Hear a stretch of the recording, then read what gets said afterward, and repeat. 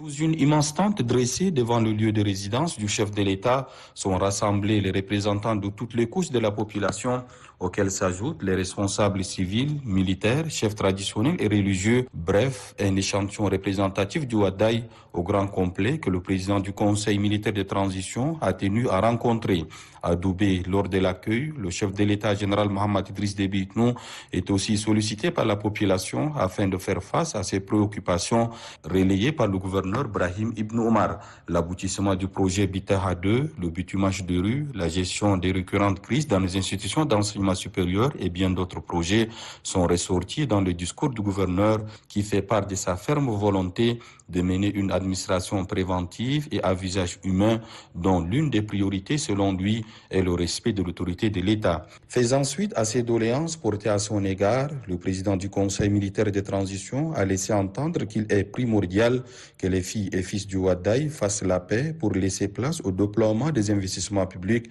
en réponse aux légitimes préoccupations. Il a invité chacun et tous à faire une rétrospection profonde sur ce qui rythme la vie dans la province en termes de violence et déchirure. Les cadres, chefs religieux et traditionnels sont placés devant leurs responsabilités par le président de la République qui les invite à se reprendre pendant qu'il est temps et amener les différentes communautés à vivre en harmonie. Les forces de l'ordre qui concentrent leurs effectifs à Abéché sont instruits à l'effet de se déployer dans les zones rurales pour enrayer le phénomène de coupure de route, celui de vol à main armée et toute forme d'insécurité, tout en levant les postes de contrôle qui n'ont aucune utilité selon le président du Conseil militaire de transition. L'armée, quant à elle, doit consolider sa présence afin de protéger les frontières contre toute transposition des conflits intercommunautaires au Tchad. Aux étudiants représentés à la rencontre, le chef de l'État général Mohamed Idriss Déby Itno a promis des réponses pour mettre terme aux grèves intempestives et les invite à abandonner les manifestations violentes et destructrices. Le gouvernement fera tout ce qui est à son possible pour répondre à toutes vos sollicitations,